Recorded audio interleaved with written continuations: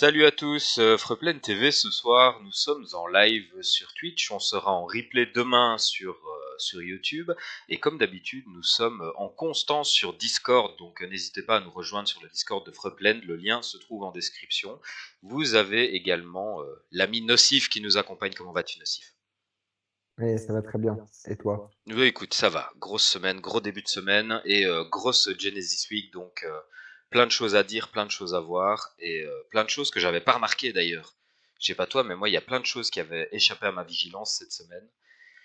Oui, Et c'est vrai que le flot d'informations c'est, est c'est, si soutenu. on en parlait juste avant de commencer l'émission. C'est vrai que le flot d'informations devient très soutenu et c'est compliqué de rester en phase avec tout ce qui se passe. Pour que nous soyons encore un petit peu plus en phase, tout ce qu'on va raconter durant cet épisode n'étant rien du conseil en investissement, n'hésitez pas à faire vos recherches et à prendre vos décisions tout seul. Nous vous donnons simplement des informations pour vous aider à voir un petit peu plus clair dans les situations. Mais vous prenez les décisions en bout de ligne. De quoi parle-t-on ce soir, Nocif? On va avoir alors gros, hein, les news en vrac, ok, comme d'habitude. Par contre, on va avoir un peu de Berlin, on va avoir un peu de Genesis Week, on va avoir l'interview avec Aidan, et on parlera un peu de la vie pour, euh, pour terminer cet épisode. Si vous ne voyez pas du tout à quoi je fais allusion, restez bien jusqu'à la fin de l'épisode parce que ça, c'est quand même un très très très gros sujet. On commence sur les news en vrac, Nocif? Allez, c'est parti. Alors, on a Upland qui nous a envoyé un petit tweet pour nous parler de Vision Pro. Enfin, on a Upland, non. On a DirkLOS qui nous a envoyé un petit tweet pour nous dire Vision Pro, Upland Me plus les développeurs, ça risque de faire des étincelles. Alors, si vous n'êtes pas au courant ou si vous n'avez pas été connecté ces 2 derniers jours, Apple nous a sorti un casque de réalité mixte qui, mais qui est plutôt joli, qui au niveau des démonstrations, moi j'ai trouvé ça plutôt impressionnant. Et je vous parlais il y a quelques semaines de ça, du fait que le métaverse était un peu en berne pour l'instant, ben déjà parce qu'il n'y avait pas de périphérique d'usage, de périphérique pour déployer le métaverse. Et bien voilà qui n'est plus le cas. Apple est arrivé, ils ont annoncé leur produit qui devrait sortir début de l'année prochaine. Donc c'est quand même du très très très gros dossier ça, Nocif. T'en penses quoi toi de tout ça? Bah, j'en pense que voilà, tout le concept fait son bonhomme de chemin.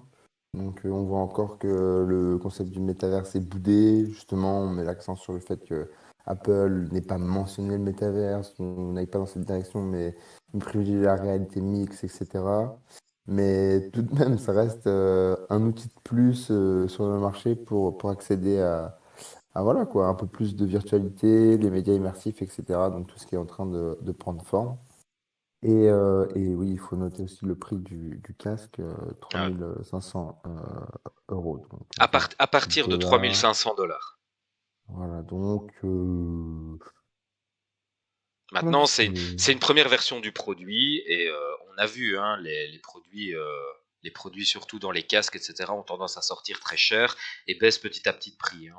On a des casques ouais. aujourd'hui qui sont de plus en plus accessibles et ça, Apple, bon ben de toute façon, ne peut pas te sortir une première version de son produit et la mettre à un prix trop Non, et puis accessible. c'est pour les développeurs en plus. Exactement, exactement. Et si on peut rajouter encore une dernière chose, c'est que ils ont présenté le casque en disant euh, nous voilà dans l'ère du spatial computing. Donc C'est pour ça que j'avais pris la capture sur le site d'Apple. L'ordinateur spatial, j'ai adoré le terme. ouais, c'est vraiment ça, mais c'est un ordinateur. Donc vous payez 3500 $, mais vous avez une sorte de MacBook Air juste devant les yeux, quoi. Mhm. Ouais. Enfin bon, ça c'est en tout cas c'est le périphérique qui arrive, qui va permettre d'utiliser un peu toutes ces technologies et de donner du sens à tout ça, parce que à mon avis, ce dont on souffre énormément, c'est que le grand public ne voit pas le sens parce qu'il n'y a pas de ligne conductrice pour l'instant dans cette histoire de métaverse, de casque, de réalité virtuelle, etc. Il n'y a pas de ligne conductrice. Là maintenant, Apple a lâché le périphérique et on peut commencer à construire un narratif autour de ça. Donc ça, pour moi, c'est intéressant. Ouais. Demandez-vous pourquoi Oui. Apple a sauté dedans, quoi. Mhm. Mais je pense que ça fait longtemps. Enfin bref, peu importe. On Ouais, verra un petit c'est peu sûr. comment tout ça va évoluer maintenant. Euh, Oula, j'ai effacé la mauvaise slide. Nocif, on a Upland qui nous fait une petite blague. Oui, alors du coup, ça a fait pas mal d'émules. Certaines personnes n'ont pas vu la satire et ont vu une confirmation. Donc c'est vrai que c'est assez flou, hein. Je pense que Upland a fait exprès de laisser ça flou. Northberg a bien mis l'accent sur le fait que c'est un petit peu difficile d'être vraiment sûr de l'expression du lama. Est-ce qu'il se moque? Est-ce qu'il est content? Est-ce C'est ça. qu'il dit Est-ce qu'il ouais, il est blague, trop est-ce qu'il blaguait et qu'il fort? se moque de nous? Est-ce qu'il est surpris et qu'il fait oh non, ah, qu'est-ce qui se passe? C'est difficile d'attribuer une émotion à cela. Voilà. Mais pour la traduction, pour que tout le monde comprenne, voilà, les Uplanders, qu'est-ce qu'ils ont dit pour donc c'était l'annonce du release de la Genesis Week. Donc les Uplanders ont dit voilà, Paris, c'est la prochaine ville, c'est sûr et certain quoi. Et donc eux, donc Upland, donc voilà, à l'expression de réagir avec l'expression du lama. Donc l'expression est pas sûre. Ouais, Pour être, moi je trouve pas non plus. Mais bref, peu importe. On est également sur la sortie des premiers wearables sur la droite de l'écran. voilà. Donc je pense que il y N'hésitez a pas, hein, encore si vous n'avez pas encore été acheté le vôtre, allez le chercher. Je pense qu'il en reste dans l'application là pour l'instant. ouais, je pense qu'il en reste. Voilà, il en reste 648 sur 2000. Donc, ça paraît assez vite hein, quand même. Ça part assez vite. Moi, je pense que j'ai acheté le Je mien pense que il y a 2 heures et on était encore à 1300 disponibles. ouais, ouais, ça va partir. Je pense que tout va partir. Ça va, c'est pas très cher. C'est sympa et tout. C'est partie des premiers wearables, tout ça. Donc. Tout à fait. Autre news, nous avons ces deux constructions dont tu vas nous dire un petit peu plus, Nocif. Oui, alors, du coup, vous avez sur votre gauche donc le stade de la Boca. Donc, c'est le club le plus fameux de toute l'Argentine. Donc, voilà, vous pouvez. Normalement, il y a voilà, il y a tout ce qui est. Voilà, les legits d'Argentine qui sont disponibles là-bas. Et il va y avoir d'autres interactions qui devraient arriver par la suite. Et à droite, vous avez donc un des tout premiers cafés donc, construits à Manhattan vers Central Station, donc la gare de train, quoi. Donc voilà, vous avez la structure finie. Donc Où il n'y a pas encore c'est assez d'activité rigolo. pour l'instant. Non, on ne sait pas trop qu'est-ce qui est destiné à se passer là, vu que voilà, c'est des cafés qui n'appartiennent pas à des Uplanders, mais à Upland. Donc Mhm. voilà, à voir, à voir. Et du coup aussi, euh, j'ai entendu dire que la première structure de Speedway est en cours, mais je n'ai pas réussi à la trouver. Non, j'ai pas trouvé non plus. Mais apparemment, voilà, c'est en cours de construction la première et il y en a 10 qui sont en train d'arriver. Donc Donc voilà, ça bouge, ça bouge. tout ça arrive quand même très vite. Ils nous ont également modifié un petit peu quelques métriques, notamment les cooldowns, donc les périodes d'attente à partir du moment où on complète une collection pour pouvoir récupérer notre bonus. Donc on est passé pour les collections limitées de 7 jours à 3 jours, pour les exclusives de 21 jours à 14 jours, pour les rares de 30 jours à 21 et pour les ultra rares de 30 jours à 21. Voilà, donc on gagnera un petit peu plus vite nos bonus et on doit mobiliser un peu moins longtemps nos collections. Donc ça c'est déjà plutôt sympa. Et deuxième news, on a eu des modifications au niveau du blocage des earnings dont on vous avait parlé la semaine passée. On vous avait dit qu'il allait y avoir une limite sur les earnings que vous allez pouvoir accumuler. Ils ont modifié un petit peu les chiffres. Je vais vous montrer ça juste après. Et ils nous ont également proposé le Mission Center dont on va parler également juste après. Donc voici les anciennes valeurs. Donc les anciennes valeurs, on était à 10 EPEX pour les visiteurs, 30 EPEX, etc. Enfin voilà, vous voyez, ce sont les valeurs qui sont ici en dessous. La différence est surtout palpable. Et bien finalement, pour les chiefs exécutives, on a, on remarque qu'il y a une augmentation quand même très significative qui passe de 2 millions 2 à 8 millions. Je pense que c'est un peu dû à ce dont on parlait la semaine passée, Nocif, tu penses pas? Ouais, je pense que bon, en vrai, c'est un peu difficile à dire. Est-ce qu'ils ont voulu faire un premier test, voir comment ça se passait, et c'est eux qui ont réagi de même, en se rendant compte que c'était un peu trop short, ou bien ils ont eu beaucoup trop de plaintes, ou Difficile à dire. En tout cas, je pense qu'ils ont fait. Ouais, c'est la bonne solution en tout cas. Ouais, tout à fait. Donc ça, enfin, ça peut vouloir dire aussi qu'on va rester vigilant au niveau des earning caps, parce que ce sont des chiffres qui sont peut-être susceptibles de bouger. Donc s'il y a des nouveaux chiffres qui arrivent, on vous les relayera pour ne pas que vous vous fassiez prendre. Ouais, voilà. Mais du coup, il y a un truc que je voulais noter, qui est Vas-y. assez intéressant, Mhm. c'est que en fait, j'avais pas vraiment bien compris. Peut-être toi, tu avais bien compris dans l'annonce, North, qu'en fait, les earning caps. En fait, c'est pas je pensais qu'ils nous prévenaient parce que ça allait. Donc, si vous aviez atteint le cap déjà, donc vous allez arrêter d'accumuler.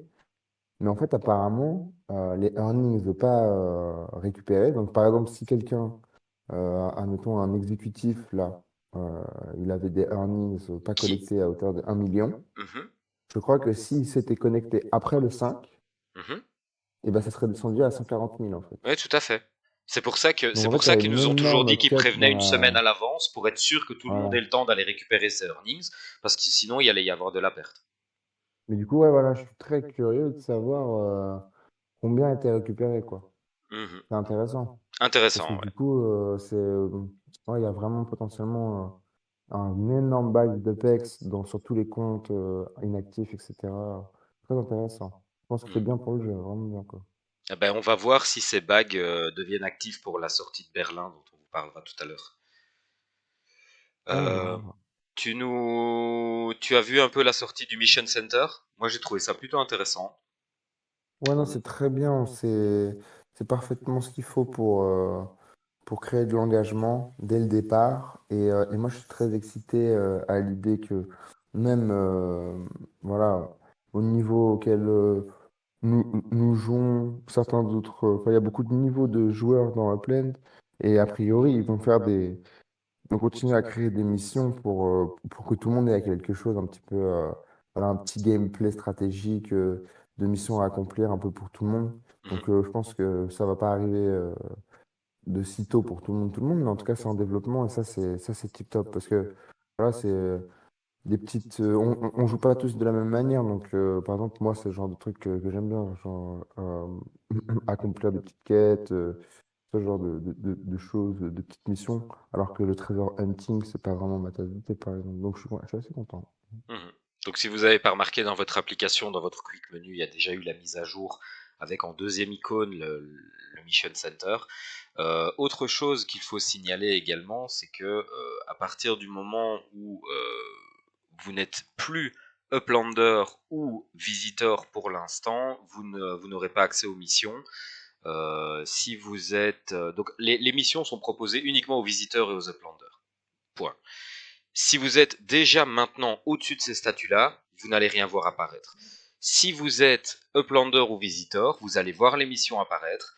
Et si vous décidez d'acheter un peu de PEX qui vous ferait passer pro, par exemple, ces missions resteront visibles parce qu'elles ont été déclarées pendant que vous étiez Uplander ou Visitor. Donc je pense que ça, c'est la petite clarification eux ont voulu faire. Ce que je comprends d'ailleurs, hein, Ouais, ça, c'est important, quoi. mais ça va s'étaler, je suis persuadé que ça va s'étaler à d'autres statuts également. Prochaine news en vrac, on a les collections Cross City qui sont arrivées dans Upland. Donc on a 3 nouvelles collections qui peuvent se déployer sur plusieurs villes. On a l'International Nomad Collection, donc qui est 3 propriétés dans 3 pays différents pour 800 EPEX, boost de 1,3 pardon. On a le nomade sud-américain, la collection du nomade sud-américain, donc 3 propriétés en Amérique du Sud, pour 800 EPEX également, 1,3 de bonus, et le nomade européen, la collection du nomade européen, 3 propriétés dans des villes européennes, 800 EPEX, 1,3 de bonus. Voilà, donc toujours sympa de voir des nouvelles collections arriver, c'est dynamique, c'est bien pour les nouveaux joueurs également. Nocif, à côté de ça, tu m'as envoyé tout à l'heure cette capture de Dapradar. On sait que Dapradar n'est pas la source la plus fiable d'informations, mais c'est la seule qu'on ait plus ou moins pour l'instant au niveau des métriques. On voit qu'il y a quand même un beau spike ces 2-3 derniers jours, à peu près. Euh, ouais, alors, donc, ouais, il y a eu un spike il y a 2 3 4 jours, et là, il y en a un nouveau. Mhm. Donc, ouais. Et là, ici, en fait, ce qui est intéressant, ce sont des spikes au niveau des transactions. Donc, c'est le nombre de transactions qui explose pour l'instant. Et ce nombre de transactions, en 3 jours, a pris plus de 50%. Donc, ça, c'est... non, un peu moins de 50%. Et je pense à... J'ai regardé tout à l'heure, je crois qu'on était très légèrement en dessous des 50%, mais gagner 50% en quelques jours, c'est quand même sensible. Donc, la dernière fois que nous étions arrivés à ce nombre de transactions, je vous l'ai mis ici au-dessus, c'est le petit écran là, c'était le 29 septembre 2022. Et voilà, il y a eu tout ce qu'on a eu jusqu'à présent était en dessous en termes de transactions que ce qu'on a eu ces 2-3 derniers jours. Donc ça nous semblait en tout cas important de relayer l'info. Analyse de marché, Nocif. Alors, analyse de marché. Merci, Mhm. excuse-moi, j'étais retourné sur la radar. Alors, du coup, notre analyse de marché de cette semaine, qu'est-ce qu'elle nous dit?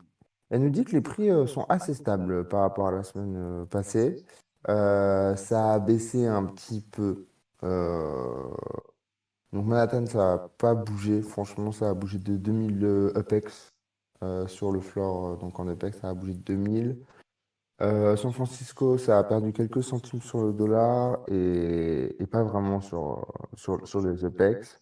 Et Londres a pris. Donc Londres est passé de 12 dollars, je crois, à 14,8 Ouais, ouais, et Londres, ils passé prennent un peu. de et on est passé de là, j'ai un doute, 19 000 quelque chose à Euh, 24 000 mais ou plus de moi 21 000. j'avais 20 en tête, mais c'est possible, 19, Ouais. c'est possible. Mais en tout cas, j'ai noté ouais, une bonne petite reprise sur Londres. Je pense que c'est l'annonce de Berlin qui n'est pas un tiers 1, je Mhm. pense. Et un petit, voilà, une petite recovery, quoi. Et qu'est-ce qu'on peut voir? Donc voilà, donc sur les gros trades, euh, bah, c'est correct, hein. C'est correct. J'ai l'impression qu'il y a plus d'USD en ce moment qui sont voilà, insérés dans Moi, je les. retiens quand même qu'il y a deux Upsquare qui ont été vendus à 180 dollars à San Francisco. Oui, alors, oui, c'est assez fou. C'est deux Upsquare. Euh, Enfin, qu'est-ce que c'est que cette propriété? C'est une boîte à chaussures? C'est pour ranger ta paire de Nike? C'est quoi? Écoute, c'est peut-être un burner au C'est peut-être. final. Ouais, Attends, mais peut-être. je me suis demandé, mais à hauteur mission, je sais plus. En revanche, il y a quelque chose d'assez incroyable, et bon, une fois de plus, hein, c'est des trades, on peut jamais savoir vraiment qu'est-ce qu'ils signifient, mais puisque ça peut être, voilà, il peut y avoir des compléments à côté, etc. Mais là, il y a quand même une propriété, tu sais, les premières de la Genesis, la East 2019, la collection. Ça, c'est quand même incroyable. 240 000 EPEX pour une S 2019, c'est. Ouais, mais peut-être ça a été beaucoup plus, on sait pas. Ah ouais, c'était beaucoup plus. Attends, moi, je pleure de voir ça. Non, je dis peut-être que, peut-être, je sais pas, peut-être qu'il y a eu 1000 dollars payés à côté. Peut-être. Ouais, Mais c'est ça pas. paraît en tout cas très bas. Oui, après, une fois de plus, on peut pas trop savoir ce qui se passe derrière. Je fais beaucoup de Tout transactions. à fait. Je vais peut-être rajouter un bonus en EPEX sur la propriété, mais derrière, je vais payer un burner en dollars ou avec genre d'autres choses. Donc, on veut vraiment pas savoir. Mhm. Ça se trouve, ça a été vendu 3000, on sait pas. Peut-être, peut-être. Tu nous dis un peu ce qui se passe sur St. James? Alors, du coup, sur Saint James, donc petit update. Donc, on a bien avancé. Voilà, je sais pas si on vous avait dit, mais les guidelines voilà, pour la construction. Voilà, c'est officiel, ça a été voté. On construit donc voilà ce qu'on voit sur les Street View de nos bâtiments. Donc, voilà. Là, on a fait une petite map, une reconstruction de tout le quartier. Voilà, un petit patchwork de zones. Donc vous voyez la totalité de Saint James là. Ça, c'est assez cool. Et pourquoi ce petit spot sur Saint James? C'est parce que on va tenter de faire quelque chose d'assez inédit dans Upland. On va faire les premières, enfin c'est en vote en ce moment, mais j'ai bon espoir que ce soit accepté. On va faire la première levée de fonds communautaire, on va dire quoi. On va faire une sorte de système donc c'est pas des taxes, on appelle ça des taxes non obligatoires. Voilà, on est en train de jauger quel Du montant volontariat fiscal. C'est du volontariat fiscal, exactement. En fait, c'est-à-dire, c'est des, qui veut contribuer, contribue. Il n'y a pas d'obligation, tout ça. C'est juste, on essaie de créer une sorte de rouage, de dynamisme, voilà, pour que l'administration ait une sorte de capital, de trésorerie à disposition pour pouvoir, c'est-à-dire, récompenser les acteurs principaux de la communauté, ceux qui font vraiment bouger les quartiers, etc. Donc, on veut voilà, prendre à ceux qui sont, on va dire, inactifs, mais qui ont la capacité d'investir ou de payer, et de rétribuer à ceux qui sont vraiment les acteurs qui font bouger le quartier et au final qui donnent vraiment la valeur au quartier. On va dire. Donc c'est les commerçants, les résidents, tout ça, tout ça. Donc on essaie d'avoir une sorte de trésorerie pour pouvoir récompenser tous ces gens et donner de la valeur et ainsi de suite redonner de la valeur du coup aux personnes qui elles-mêmes ont payé leurs taxes, puisque le quartier prend de la valeur, etc. Donc, c'est une boucle vertueuse. Et donc voilà, c'est en cours. Donc je pense que c'est un événement assez important et qui mérite d'être souligné. Très bonne idée en tout cas. Bah écoute, je te propose qu'après ces news en vrac, on passe sur Berlin. Il n'y a pas de. On vous avait dit la semaine passée qu'on allait vous faire l'analyse de marché. Et en fait, j'ai commencé à faire l'analyse de marché pour me rendre compte en fait que le serveur assassin l'avait déjà fait et qu'au final leur analyse était plus profonde que la mienne. N'hésitez pas à aller jeter un petit coup d'œil sur Assassin. Moi, ce que j'ai fait, c'est que j'ai repris les différents quartiers avec une colonne avec le nom du quartier que vous voyez ici à gauche, une colonne avec la probabilité qu'il y ait une collection sur ce quartier, et une colonne ici avec tous les endroits remarquables de ce quartier. Et je vous ai mis en vert clair, vous verrez, quand il y a une rue qui est plus probable pour les collections. Donc au niveau des hautes probabilités de collection, on a Alexanderplatz. Alors je vais pas vous faire tous les noms parce que mon accent allemand est abominable, mais n'hésitez pas à regarder en même temps que moi. Au niveau de la probabilité, là ici on est assez haut, il y a pas mal de bâtiments remarquables, donc ça ce sera probablement un quartier sur lequel il faudra se positionner si on veut jouer les statistiques.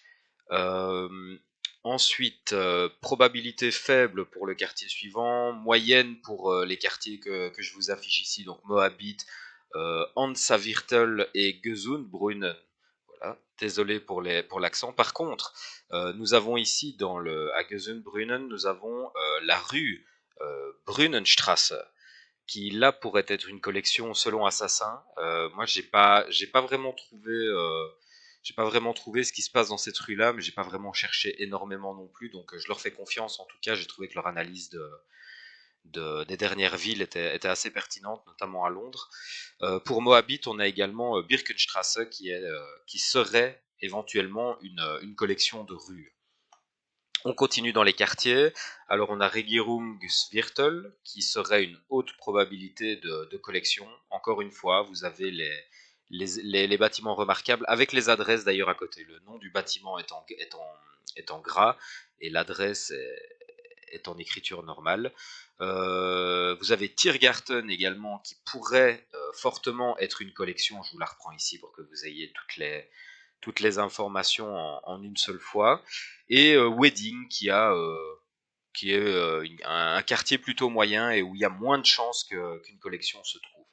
Donc voilà, n'hésitez pas à aller voir en tout cas sur le serveur d'Assassin pour avoir un petit peu plus de précision sur ce qui se passe dans les quartiers, etc.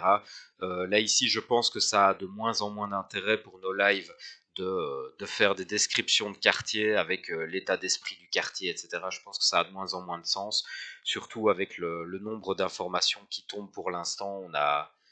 On a plus trop le temps et il faut se concentrer sur Ouais, les c'est une question de informations un temps. C'est vrai que peu. Bah, il faut se si concentrer un ça peu se sur les calme informations importantes, tu et qu'il y a vois. une ville, si ça se calme et qu'il y a une ville qui arrive et qu'on a le temps, c'est sûr, on va pousser un petit peu plus la description. Mais là, ici, en tout Mais cas, c'est vrai pour que moi, t'as, le plus important, c'est qu'est-ce qu'il y a comme probabilité que les quartiers soient des collections, qu'est-ce qu'il y a comme rue dans les collections potentielles, et éventuellement les bâtiments remarquables pour ceux qui veulent essayer de se positionner sur des achats ciblés. Mais au-delà de ça, enfin, l'état d'esprit des quartiers n'a pas encore vraiment une importance folle.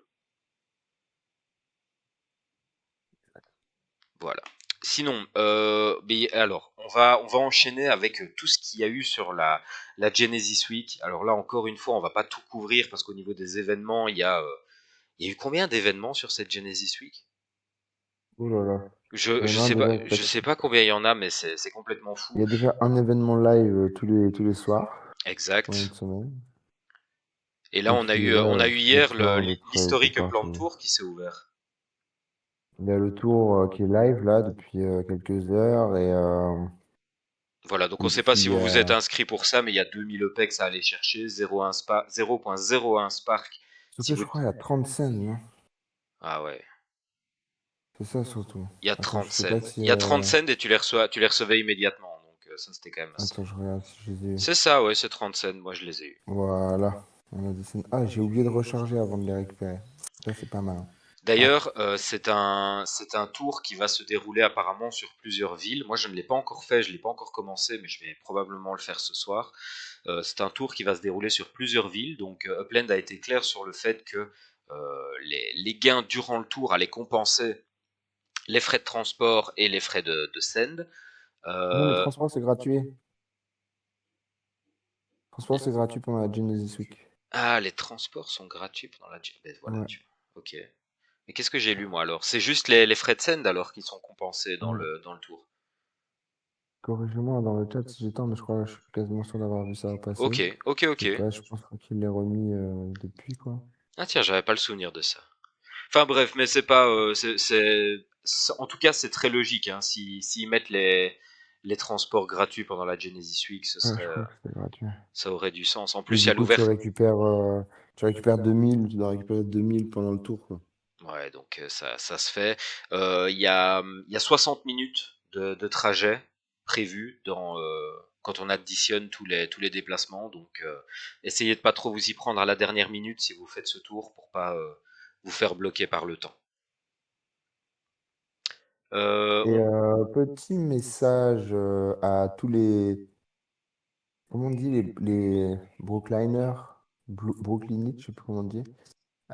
Si vous avez l'occasion de vous rendre au City Hall pour quelque raison que ce soit, alors faites attention parce que la propriété est excentrée par rapport au terrain et il faut que votre bloc Explorer parte dans la bonne direction, en fait, dans la direction du bâtiment. Sinon, vous n'êtes pas dans le range et vous allez voir pour les applications de MetaVenture, tout ça, c'est horrible parce que vous pouvez pas sauvegarder tout ça.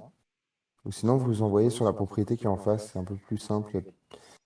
Ça se retrouve plus dans le range, en fait. C'est assez, un peu mal foutu.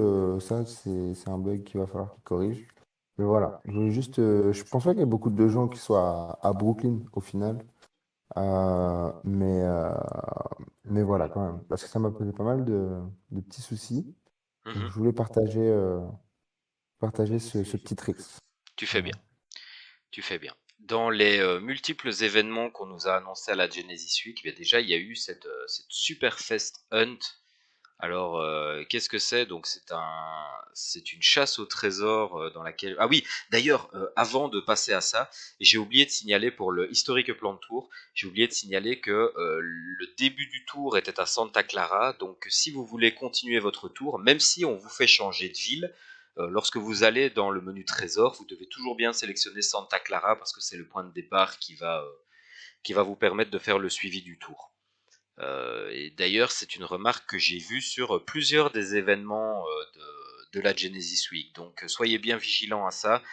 Soyez toujours bien au fait de quelle ville vous devez sélectionner pour avoir accès aux informations de votre tour. Donc, je reviens maintenant sur mon Superfest Hunt. Donc, qu'est-ce que c'est en fait le Superfest Hunt? C'est une chasse au trésor où vous allez avoir une adresse, vous allez pouvoir vous rendre à cette adresse et il va y avoir un système d'énigmes qui vont pouvoir être suivies via Discord, via Upland directement et il faudra arriver à trouver la solution et à savoir quelle sera la prochaine adresse à laquelle vous devrez vous rendre pour continuer le puzzle. Donc ils disent clairement qu'avoir Google à portée de main, un crayon et du papier sera très utile. Tout ça pourquoi? Tout ça pour un block explorer, tout ça pour des Apex, pour du Spark. Je vous mets le tableau ici avec les différents gains. Si vous voulez jeter un petit coup d'œil, tout ça est également sur la page Upland Event, où vous avez les descriptifs de tous les articles avec les descriptifs de tout ça. Donc ça, normalement, l'inscription devrait être live pour ce Superfest Hunt à partir de maintenant. L'inscription se terminera demain à 17h heure française et l'événement commencera à 19h heure française demain. Donc voilà, c'est 5000 EPEX pour vous inscrire. Vous recevez 20 cents. Donc encore une fois, hein, si vous voulez vous inscrire pour les cents, ça ça peut se justifier, même si 5000 euros pour 5000 euros, 5000 EPEX pour 20 cents, c'est cher payé. Surtout depuis que les cents sont à disposition dans le store. Il me semble que c'est 99 cents pour 10 cents. C'est ça, Nocif? Dans le Ouais, store. je crois que c'est ça, ouais. Ouais. Voilà. Donc, bon, ben là, autant vous dire que 5000 EPEX pour 20 cents, vous n'êtes pas gagnant, hein. Il vaut mieux acheter ça dans le store s'il vous faut vraiment des cents. Encore une fois, voilà ici, hein, donc le petit message qui est ici en dessous, c'est pour vous dire, si vous voulez participer à ce Competitive Hunt, il faut sélectionner dans l'onglet Trésor la petite ville de Londres pour pouvoir suivre tout ça. Juste avant notre live, à 20h aujourd'hui, il y a eu la vente aux enchères qui a été tenue. Nocif, tu sais un petit peu ce qui s'est vendu? Voilà, je suis sous les yeux, là, dans le chat. Donc il y a Bon, il y avait déjà des il voitures, y il a y avait des 5 propriétés, propriétés. 5 voitures. Voilà, donc du coup, c'est voilà, T'as les prix Chibaranza, Nobré. Mhm. Alors, du coup, il y a une S1E Trim Alpine White Mint 1. Alors, qu'est-ce que c'est comme année? Je me rappelle plus. 2022. Euh, voilà. Donc, 450 000 EPEX, donc ce qui est correct, hein, Mhm. c'est un petit peu, ouais, c'est le prix du marché, quoi. Peut-être un peu en dessous pour l'EPEX. Euh, il y en a une autre qui est partie à... Ah, là, c'est juste une série 1. Ah ouais, d'accord, il y a une série 1, Forest Green, qui est partie pour 400... Ah, c'est les Mint 1 aussi, ouais. Bon, ouais. C'est pour ça Donc aussi, hein. 480 000. 400... Ouais, 480 000, que je dise pas de Mhm. bêtises. Voilà, donc voilà, c'est dans ces eaux-là, quoi. Ok.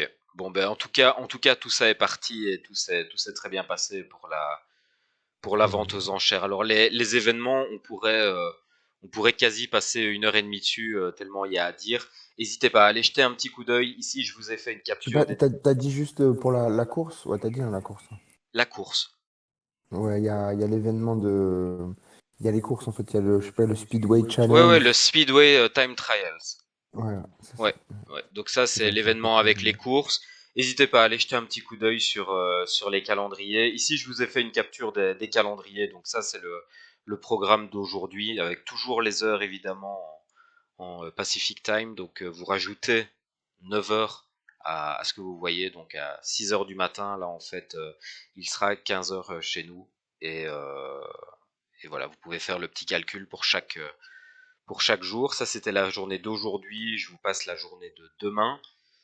Donc, où il va y avoir.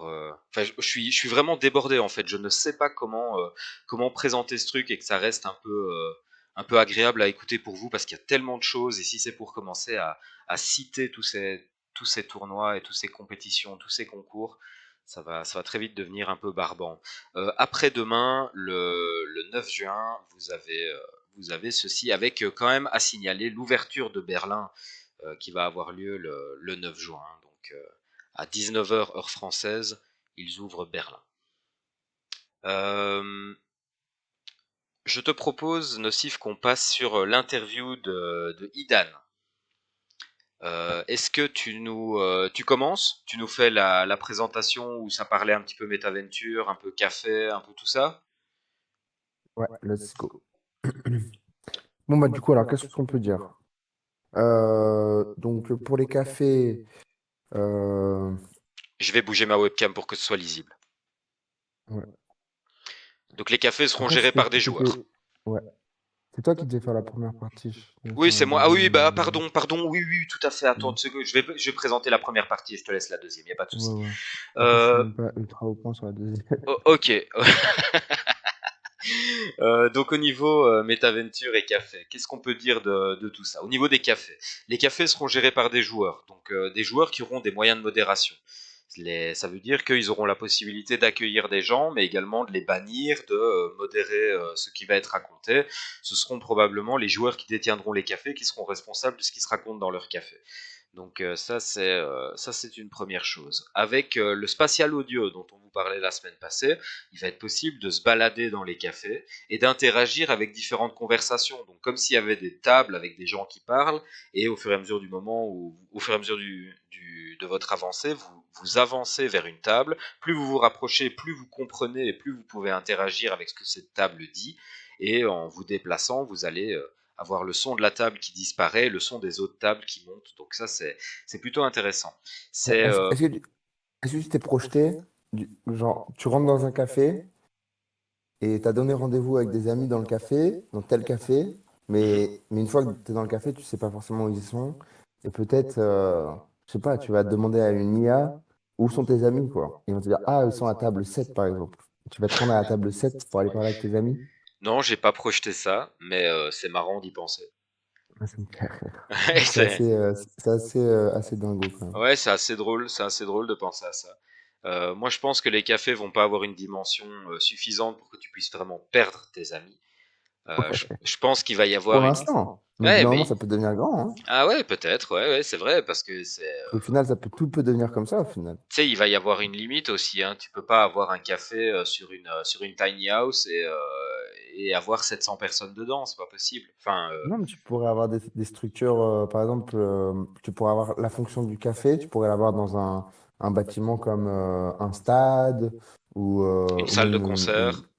une tour, admettons imaginez la tour, la Trump Tower à New York, si, admettons, tout ça, c'est un seul construct, et que, tu vois, tu pourrais imaginer, admettons, tu vois, tu as donné rendez-vous à tes amis dans le penthouse, tu dois passer par en bas, prendre l'ascenseur, je sais pas moi. Ouais, Mais peut-être. du coup, avoir une interaction dans l'espace, c'est pas forcément...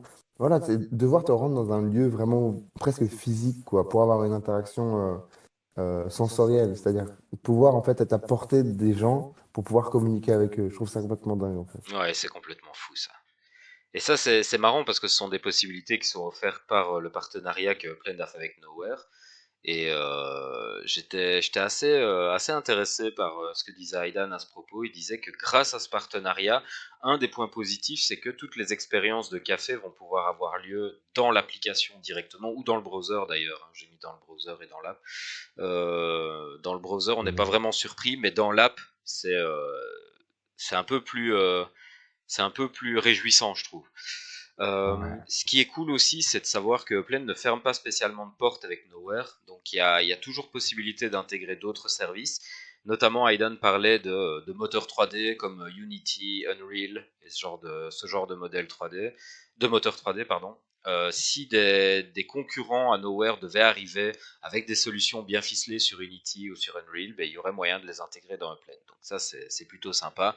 Il a dit que ce n'était évidemment que le début de l'immersion. Ça ne m'étonne pas. Ça n'a pas de sens que l'immersion soit limitée dans les cafés. Je pense que ça va s'étendre de toute façon à de plus en plus de spectres de Upland. Et évidemment, pour un joueur classique, je vais dire, qui n'est pas forcément possesseur d'un café, il y aura moyen de créer un espace et de l'intégrer dans Upland.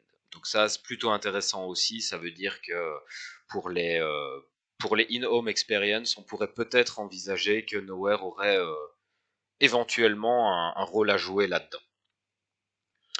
Tu as déjà quelque chose à ajouter, Nocif, ou je continue? Non, non, continue, continue. Ok, donc au niveau des métaventures, ce qui a été dit, c'est que beaucoup d'efforts ont été faits pour améliorer les procédures en ce qui concerne les métaventures, donc les procédures d'acceptation, de candidature, de validation, de vérification, enfin bref, toutes ces procédures qui étaient ultra chronophages, qui mobilisaient pas mal de personnel chez Upland, qui frustraient beaucoup les joueurs. Donc ça a été évidemment revu et maintenant ils ont un système qui fonctionne beaucoup mieux. Comme exemple, ils ont parlé d'un outil qu'ils ont mis à disposition qui permet d'uploader nos modèles 3D et de voir directement, d'avoir le logiciel qui nous dit attention, telle spécification de ton modèle va poser problème, ceci c'est en dehors de nos limites, ceci ça va être refusé. Donc ça c'est déjà un gros point Ouais, qui c'est leur énorme permet ça. à eux de recevoir des candidatures bien plus valables et de perdre beaucoup moins de temps en envoi, en envoi-réponse, là, en question-réponse. Ah, et ça, c'est bon, non, c'est pas bon, vous devez changer ça. Ah, et là, maintenant, c'est bon, non, c'est toujours pas bon, vous devez... C'est une perte de temps absolument ridicule. Donc, ça, c'est vraiment top. Ouais, tout automatisé. Et Mhm. aussi, il y a un truc, bah, c'est un peu bête, hein, parce que au final, c'est un peu contre-intuitif, mais le fait que vous soyez plus en contact avec des membres de l'équipe aussi, ça cloisonne en fait. C'est Mhm. vrai que, voilà, quoi, avant, on devait être en contact avec l'équipe, donc il y a toujours un petit peu voilà, des mots qui dépassent un petit peu juste le contexte. Et au final, bah, pour Plein, au niveau des ressources humaines, voilà, c'est très loin, quoi. Donc, c'est, à fond, quoi. Je pense qu'on te perd un petit peu, Nassif. Ah, Ouais. ok, ok. Mais t'as Oui, raison, hein, t'as raison. Hein, les ressources qui devaient être mobilisées pour répondre à toutes ces demandes étaient ridicules.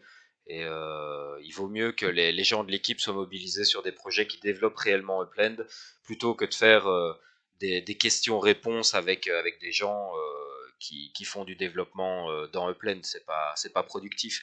Il peut très bien y avoir une application comme ils l'ont fait là ici qui donne les mêmes retours et qui optimise beaucoup plus les choses. Ça me paraît beaucoup plus intelligent. ouais. Et puis bon, ça, c'est pour ce domaine, mais après, ça va être pour tous les domaines. Voilà. Tout va. À partir d'un certain stade, tout ira beaucoup plus vite, je pense. Bah oui, bah déjà là maintenant, hein, ils disent être en mesure de gérer beaucoup plus de demandes, tant au niveau du marché qu'au niveau des créateurs. Donc ils peuvent faire tourner les métaventures sans aucun problème. Et au niveau des Mm. créateurs, ils peuvent accepter les demandes, accepter les propositions d'articles de création, etc. Donc ça va fatalement fluidifier pas mal les choses. Et ils ont également signalé avoir produit beaucoup de documents techniques beaucoup plus précis à destination des entrepreneurs, donc pour avoir des informations de marché, des informations sur les produits, des spécifications, etc. Bref, il y a de l'information qui n'existait pas avant. Donc ça, évidemment, inutile de vous expliquer pourquoi c'est un grand plus pour les entrepreneurs et pour ceux qui veulent monter des projets dans Upland. Question suivante qui avait été posée, c'est comment assurer l'accès aux différents périphériques. Bon, ben ça, c'était une question qui était posée par rapport à la sortie de l'Apple Vision Pro, donc le casque de Apple. Ce qui est sûr, en tout cas, c'est que Blend souhaite maintenir une large accessibilité sur les différents périphériques, parce que pour eux, chaque périphérique a son usage et a son lieu d'usage. Et ça, je trouve ça évidemment très sensé. Si vous êtes comme moi et que vous avez regardé la conférence Apple qui annonçait l'Apple Vision Pro, ou si vous l'avez vu par la suite, je suppose que vous serez assez d'accord avec moi de dire que c'est pas encore un périphérique qui est prévu pour sortir de chez soi, pour aller dans la rue, pour aller voir des amis au café, ce genre de choses.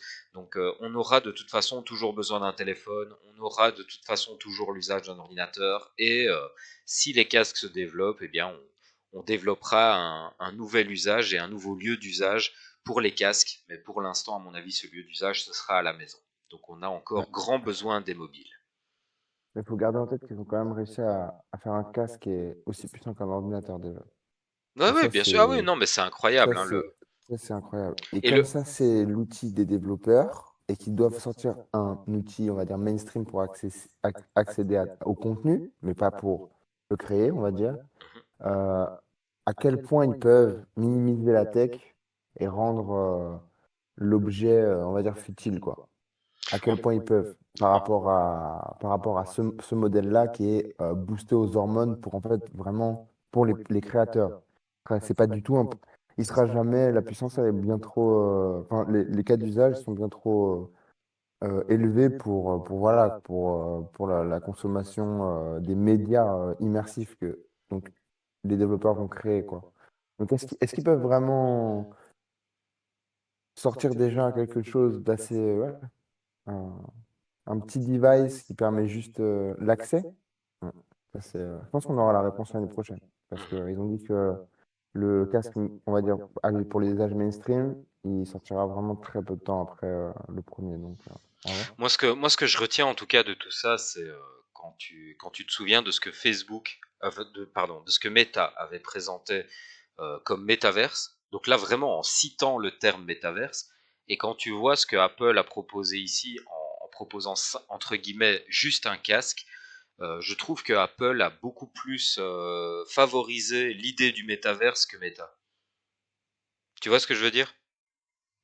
Ouais, après, moi, j'ai un esprit assez tordu à ce niveau-là, et je pense que même, surtout à ce niveau-là, en fait, d'entrepreneuriat, il y a des agendas un peu qui sont intriqués. C'est-à-dire que, voilà, tout le monde a intérêt à ce que, on voit qu'ils ont misé dessus, on voit l'effort qui a été mis dessus. Il y a de fortes chances que eux-mêmes s'organisent pour avoir une communication, on va dire, qui couvre bien, en fait, on va dire, le prospect, quoi, le client.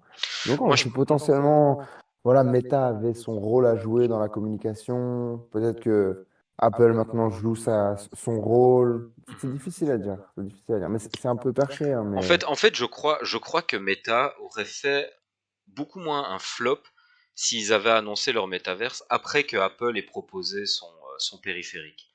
Parce que mine de rien, Meta, ils ont parlé de métaverse à une époque où les gens n'avaient pas Alors là, vraiment d'idées préconçues sur la chose. Là, tu vois, je suis pas d'accord avec toi parce que Apple aurait pas pu lancer un produit sans que Meta, on va dire, révèle le concept. C'est-à-dire que s'il n'y avait pas eu la phase Meta qui avait créé toute la première hype, etc., Aussi. Apple serait arrivé avec un casque et les gens auraient été perplexes. Ils Non, diraient, je mais pense pas. il y aurait pas eu de communication en fait Ben, il y a déjà sur eu, tous les mais, cas d'usage, mais quoi. les casques, c'est un truc qui est vieux comme la rue. Enfin, je veux dire, t'avais eu les Google, les Google Glass qui avaient été un flop infernal. Il y a eu Oculus Rift, il y a eu Microsoft, il y a plein de produits déjà qui se sont lancés au niveau des Ouais, mais casques. c'est pour ça qu'en C'est fait, plus, c'est plus c'est aussi exactement ce que je obscur te dis, pour c'est le que grand public, c'est plus aussi obscur qu'à l'époque quand même. bah justement, je pense que il n'y a pas la phase méta. Aujourd'hui, du coup, j'ai posté sur le général Frup donc un document, Oui, donc le métaverse en Suisse. ouais, en Suisse, et J'ai on vu. a 80% en fait des gens qui connaissent le terme métaverse. Ils ont un peu de mal à vraiment décrire le concept, mais ils ont entendu le terme. Euh, je te garantis que sans la phase méta, on est à entre 5 et 10%, Je suis pas pas sûr. plus. Je suis pas sûr. Bah, je vois pas comment les gens pourraient savoir. Mais bref, c'est pas très grave. Écoute, voilà. Donc, attends, on va revenir. C'est vrai que là, on a un peu digressé sur cette question-là. On revient sur ce que Idan nous a raconté. Ah oui, alors il parlait de la manière dont il y avait moyen de réduire les frictions du marché des métaventures. Donc là, c'était principalement de par la virtual locality, le fait de devoir se déplacer pour acheter. Je trouve que la solution qu'il envisageait, il disait que c'était pas encore, ils n'étaient pas encore en train de travailler dessus, mais que ça allait probablement, selon lui, passer dans la liste des objets importants avec priorité haute de développement. Donc en fait, ce qu'ils veulent faire, c'est permettre à un joueur. Je vais vous prendre un exemple plutôt que de formuler ça avec des villes A et des villes B comme je l'ai fait là ici. Si vous êtes à Manhattan et que vous voulez acheter quelque chose qui se trouve à Londres, vous avez le droit. Vous pouvez acheter depuis Manhattan à Londres, mais vous devez avoir une propriété à Londres. Comme ça, votre objet est livré à Londres et la prochaine fois que vous vous rendez à Londres, vous pouvez réclamer votre objet qui sera sur une de vos propriétés. Ça, c'est quelque chose qui fait vraiment sens dans mon esprit. Je pense que ça ne trahit pas le concept de la localité virtuelle et ça permet de mettre un petit peu de fluidifiant dans les transactions. Ça me paraît très bien ça. Oui, en plus, une fois que c'est sur votre propriété, je pense qu'il y aura des services tiers de transport qui vous shipperont ça d'une ville à une autre. Donc, Très probablement, ouais. Il a parlé aussi un petit peu des cartes, donc en disant que c'était vraiment pour lui la porte ouverte à la créativité dans Upland. Donc les marques de voitures, par exemple, ne peuvent pas ne peuvent pas se permettre de faire ce qu'elles veulent en matière de folie créative, alors que les cartes, bon, bah, il y a finalement très peu de limites. Il n'y a pas de limite au niveau des cartes sur les statistiques de conduite, la vitesse maximum, etc. Le kart, c'est vraiment un objet de fun absolu. Et, euh, et de ce côté-là, bon, bah, moi j'ai trouvé ça vraiment sympa en fait, parce que t'as pas de pression sur les cartes. Tu vois ce que je Ça, veux c'est dire? léger. C'est ultra léger. En gros, c'est comme Mario Kart. Dans Mario Kart, je sais pas vraiment s'il y a un kart qui est meilleur que les autres. Je pense que c'est surtout en fonction du nombre de bananes que tu arrives à envoyer aux autres et du nombre de bananes que toi tu arrives à esquiver. Ouais, des skills du perso Donc et tout. c'est une question de skill en fait, voilà exactement. Euh, Par contre, ce qu'il disait également dans ce cadre-là, alors peut-être pas vraiment dans les cartes, peut-être là plus pour les voitures, mais il disait que ça n'avait aucun sens qu'une marque de voiture puisse arriver et développer directement un véhicule ultra puissant qui est aux statistiques maximales de vitesse. C'est tout à fait normal. Sinon, si on octroie cette possibilité-là, n'importe qui va arriver dans Upland et dire, OK, moi j'arrive, je fais une fusée spatiale sur la Terre, je fais un dragster qui va à 400 km/h et avec Mais ma tous. voiture, tout le monde va gagner les courses. C'est pas logique. Donc là, ce qu'ils sont en train de prévoir, c'est une forme d'émulation de système de recherche et développement où il faudrait, avec le temps, On va valider des investir des milestones. ressources, valider des milestones, mettre du spark, on ne sait pas. On ne sait pas en tout cas, mais d'une manière ou d'une autre, montrer qu'ils investissent et qu'ils font un équivalent de recherche et développement dans Upland pour arriver à monter petit à petit les paliers de qualité de leurs produits et pouvoir proposer des véhicules de plus en plus rapides, de mieux en mieux équipés. Dans la plaine, tout doit s'adosser à une vraie valeur, en À une vraie fait. valeur, Et exactement. ça n'a pas de sens de... Voilà. C'est pour ça qu'on doit construire des factories. C'est pour ça qu'on doit... Voilà. C'est pour ça qu'il n'y a pas de route dans la plaine. Je sais pas si l'exemple n'est pas un peu trop loin, Mhm. mais c'est pour ça. On doit tout construire. Tout doit... On part de zéro et en partant de zéro, on recrée une économie, une société, tout ce qui est impossible, si on met accessible à la communauté déjà des choses dont la valeur n'a pas été créée de zéro, C'est ça. d'une manière. Sinon, on a quelques infos sur les voitures en 2023. Je te laisse à partir de là ou je présente encore ce truc-là et je te laisse la suite? Ouais, bon, je peux prendre, il n'y a pas y a pas Vas-y, trop de problème. vas-y, Je vois à vas-y. peu près. Donc, alors, ce qui est intéressant, c'est que ils nous ont. Donc, Aydan a vraiment explicitement dit que les premières marques de voitures réelles bah, vont arriver là, incessamment, dans le plaine, à travers en fait les stock cars. Donc, les stock cars, ça va être voilà, des vraies marques. Donc, a priori, on devrait avoir des marques comme Toyota, Chevrolet, peut-être Honda. Voilà, c'est ce genre de marques qui tournent sur les plateaux de stock cars. Donc c'est une très très bonne chose. Et donc voilà, donc ça rebondit sur ce qu'on disait avant, sur voilà, à quel point les voitures vont être puissantes, ça, puisqu'il voilà, il devrait y avoir des vraies voitures, enfin, en même titre que les MV Motors, il y aura voilà, ces nouvelles marques qui donneront des modèles disponibles, on va dire. Ce qu'on peut dire, donc voilà, sur les courses en temps réel pour les OPEX, donc tout ça, ça vient avec le mécanisme des speedway. Donc, c'est-à-dire que, alors non, je ne vais pas trop me mélanger, mais ouais, les courses en temps réel, donc c'est surtout pour dire, non, les courses en temps réel, je crois qu'il disait, c'est vraiment au niveau du contrôle. Donc voilà, donc on va avoir les premières notions de contrôle en fait pendant les courses qui va arriver. Ouais, c'est le gameplay Euh, vraiment, hein, ça. c'est vraiment le début du gameplay. Et ceci amène le fait que ce ne soit plus donc de la loterie, on va dire, et qu'il y a Mhm. vraiment quelque chose basé sur les skills. Et donc, du coup, on va pouvoir accéder voilà, à miser des EPEX, enfin, mettre des EPEX en jeu pour rappeler la mise si on est assez performant. Donc, ça, c'est une très bonne chose. Et ça va se passer à travers donc, là, les speedways. Dans, du coup. Euh, donc Les... voilà, donc aussi il y a le fait que ils ont compris que ça n'avait pas de sens que quelqu'un puisse vraiment tirer profit d'une zone qui est dynamique dans le plan et y mettre une course alors qu'il n'a pas ni la légitimité, ni investi quoi que ce soit dans cette zone pour contribuer voilà, au développement, etc., etc. Donc du coup, c'est pour ça qu'il y a les speedways. Donc vous devez vous implanter quelque part, vous devez avoir un minimum de 4 propriétés déjà. Donc c'est quand même voilà, un minimum de, on va dire, de mise, hein, d'investissement. Et puis bon, après, il y a les plus grosses courses qui vont arriver. Vous pourrez avoir plus de miles dans votre course, donc vous aurez des structures plus grandes, donc ça prendra encore plus de UP2, etc.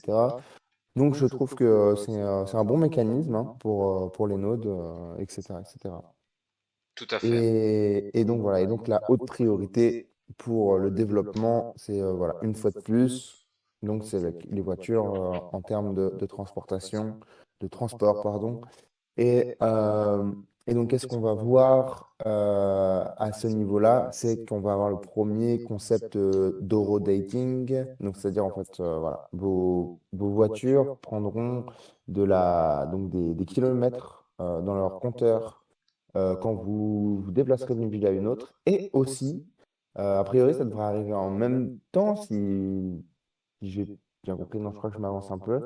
Mais que, donc voilà, ce qui va suivre, c'est donc le même concept, mais appliqué aux courses. Donc quand vous courrez, si vous faites une course d'un mile, vous avez 3 tours, et ben, vous allez consommer 3 miles sur la voiture.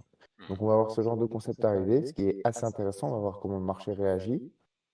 Du coup, il va y avoir vraiment une décorrélation entre le marché du neuf et le marché de l'occasion. Ça va être intéressant pour tous ceux qui sont dans le domaine.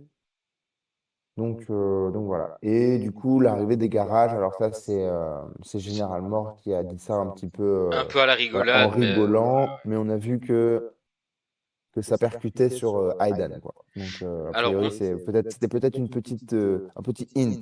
alors, juste là pour être vraiment factuel, soit ça percutait sur Aidan, soit il y a eu encore un problème de connexion. Parce qu'il y a eu quelques problèmes de Ah ouais, c'était un communication peu et il y a le des fois bazar, tu ouais. sentais qu'ils buguaient un peu parce qu'ils s'entendaient pas. Donc, est-ce que c'est parce que ça a touché un point sensible ou est-ce que bêtement il y a eu un problème technique à ce moment-là? Je sais pas. Après, je pense que Général Mort, il sait quand même ce genre de développement.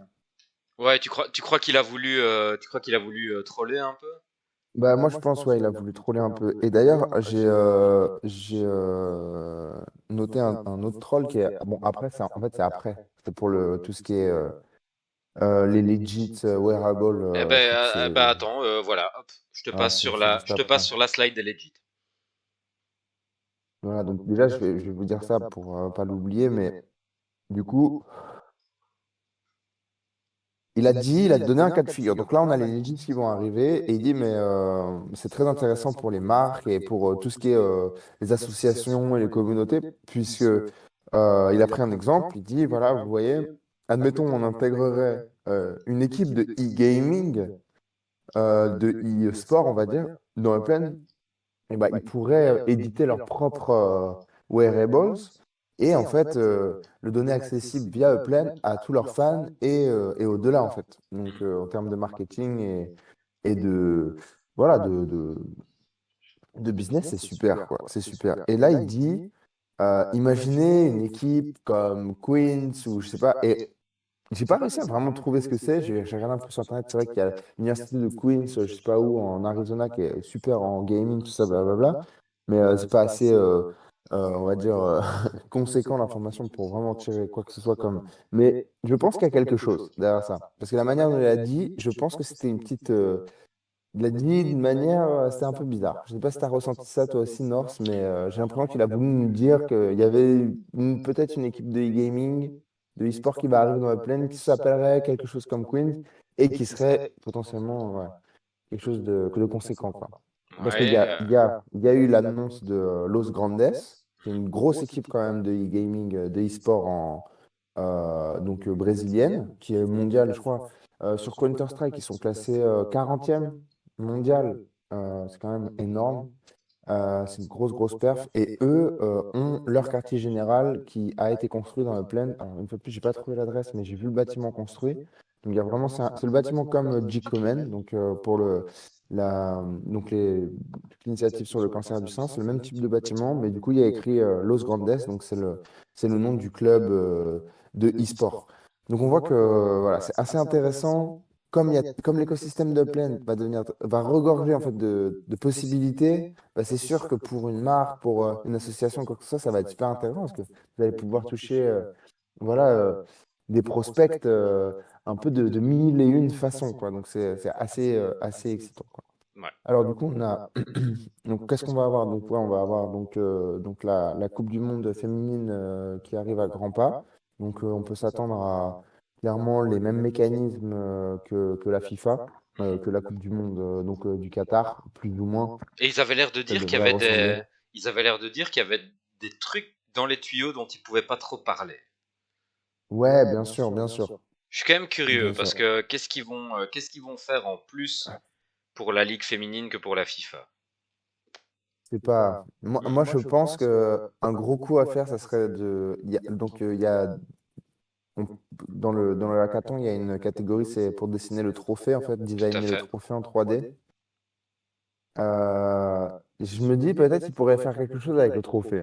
Ça serait rigolo, quoi. Ce serait Que le marrant. trophée Upland ait une vraie valeur, c'est-à-dire qu'il soit présenté dans les médias comme un trophée virtuel et qu'il y ait une sorte de communication faite autour. Ça serait très, très. Il y a un angle d'attaque assez intéressant, je trouve, pour C'est vrai. Upland. C'est vrai.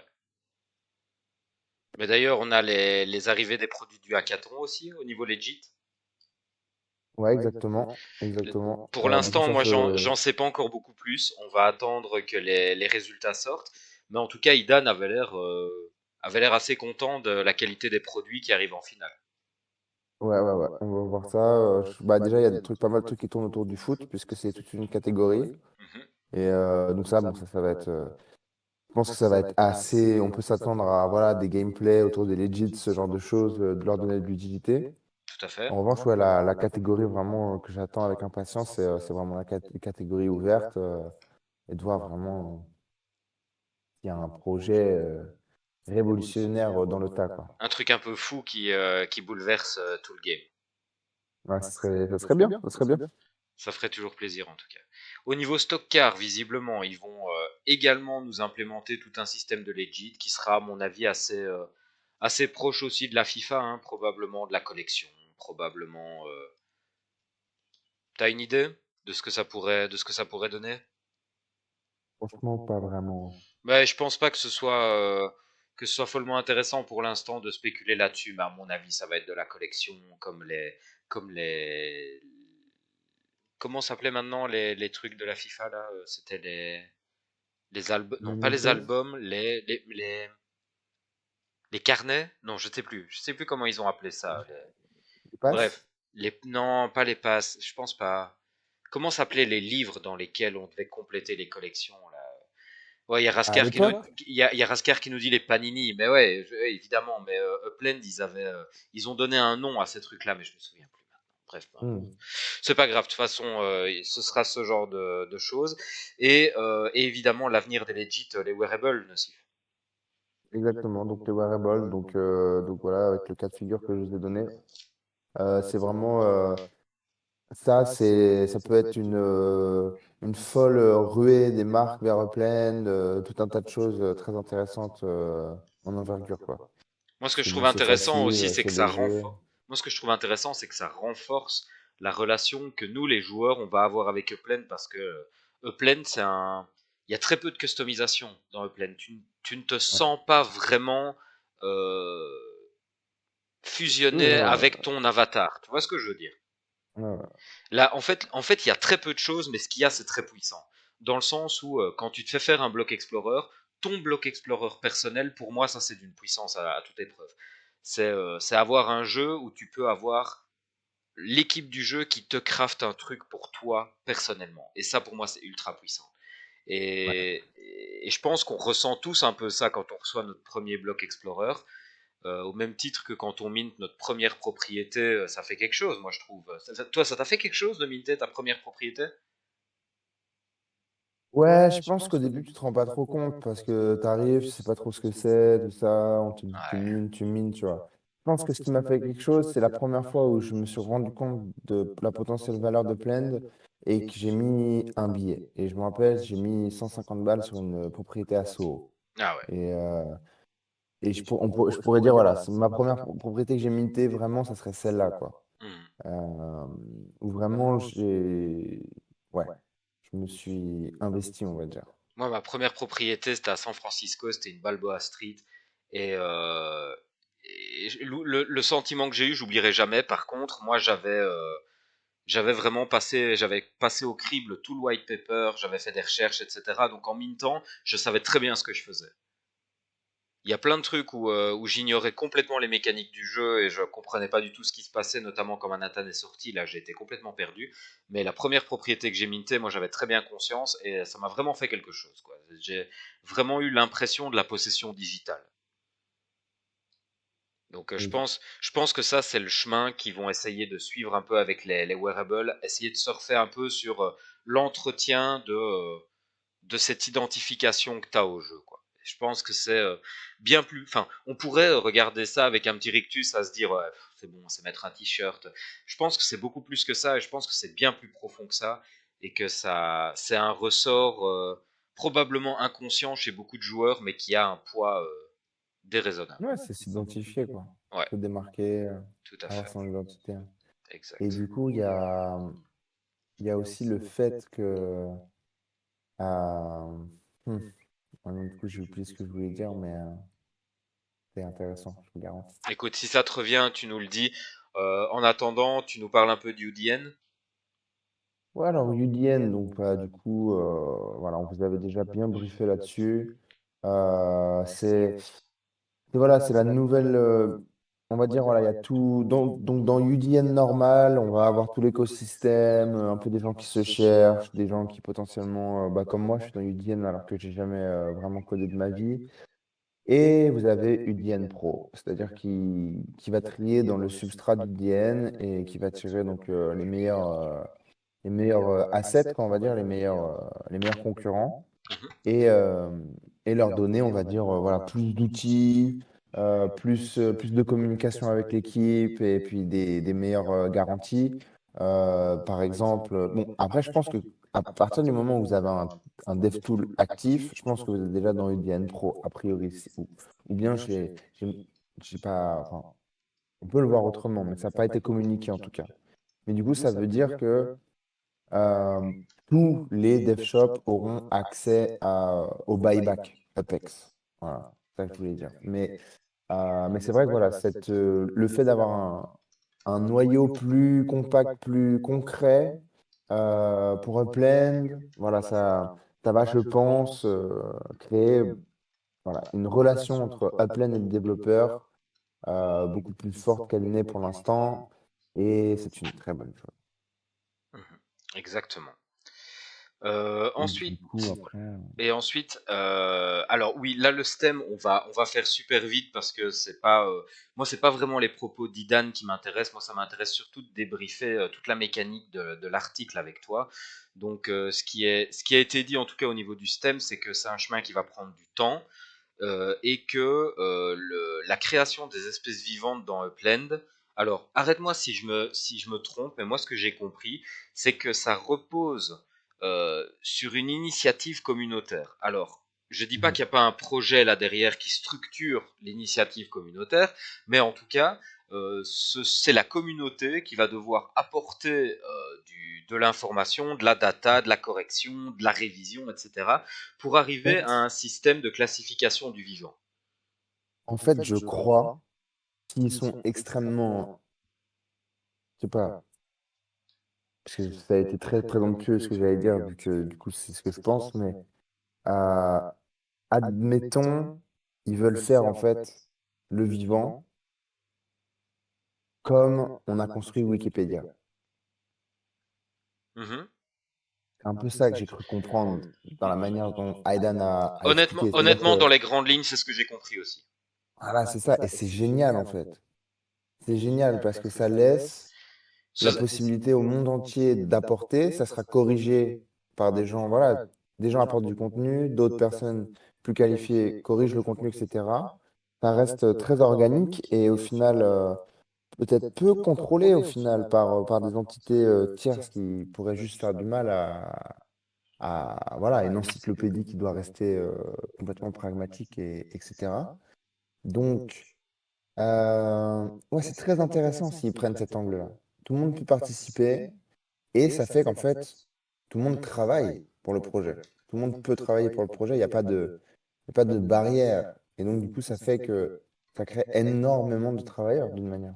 Parce que là, on va commencer avec peu, mais in fine, je pense que le but de Spaces, c'est vraiment d'englober tout le vivant et de comprendre les interactions de tout le vivant pour pouvoir déjà d'une l'intégrer dans le métaverse pour, on va dire, hum, le contenu d'une part, mais aussi pour pouvoir créer des modèles. C'est-à-dire que le métaverse peut devenir aussi une sorte de laboratoire en temps réel.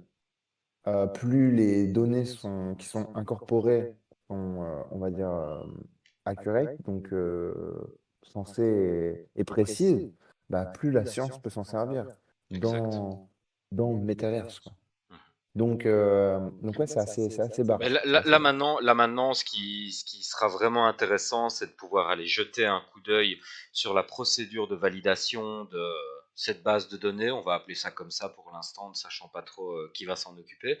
Mais moi, je suis très curieux de voir comment la communauté, quelles règles la communauté doit suivre pour pouvoir faire une modification, comment se passent les propositions, est-ce qu'il y a des votes, enfin voilà. Je suis très curieux de tout ça parce que on sait que Wikipédia, bon, tu as pris le parallèle avec Wikipédia tout à l'heure, on sait que Wikipédia est pas parfait, on sait que Wikipédia, il y a des erreurs, on sait qu'il y a des erreurs qui restent parfois longtemps sur Wikipédia, avant que quelqu'un généralement trouve les erreurs, hein, je dis pas, hein, c'est pas du tout un procès que je suis en train de faire à Wikipédia, mais il y a des problèmes, et dans un projet comme Upland, je pense que le moindre problème d'une base de données tierce peut avoir des conséquences gravissimes.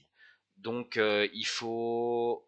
Moi j'attends vraiment de voir comment cette base de données est constituée, comment elle est maintenue et comment elle est validée. Ouais, ça va être très intéressant. Et je Très... pense qu'ils doivent bien se casser la tête.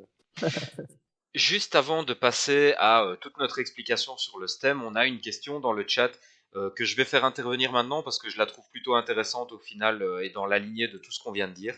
Donc là, on vous fait un petit peu le chemin de tout ce qui évolue, de tout ce qui va arriver dans Upland. Et on a quelqu'un dans le chat qui nous dit Upland devient de plus en plus complexe. De quelle façon voyez-vous ce paradoxe, c'est-à-dire la complexité et le grand public? Je présume que tu veux dire que plus c'est complexe, plus on a du mal à faire accepter le truc au grand public. Mais en fait, moi, je suis pas tout à fait sûr de ça. Moi, je pense qu'il n'y a pas de paradoxe là derrière. Moi, je crois justement que le grand public ne vient qu'à partir du moment où il y a de la complexité, parce que le grand public, c'est pas un, c'est pas un ensemble qui peut être réduit à des traits. C'est la somme d'une multité de diversités si on veut séduire le grand public, il faut que la plateforme recouvre aussi une multité de diversité pour pouvoir plaire à tous les petits groupes du grand public. Donc je pense que la manière dont je vois ça, moi en tout cas, c'est que Upland se rapproche toujours plus du grand public, plus la complexité est ajoutée. Du moins tant que cette complexité est bien ajoutée. Pour l'instant, il n'y a pas trop de problèmes, donc ça va.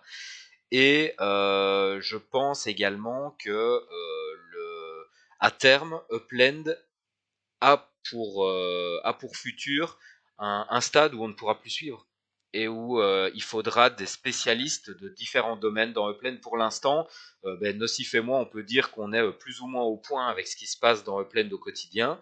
On pourrait se présenter comme, entre guillemets, des experts de Upland, parce qu'au final, il n'y a pas énormément d'informations pour définir un domaine d'expertise.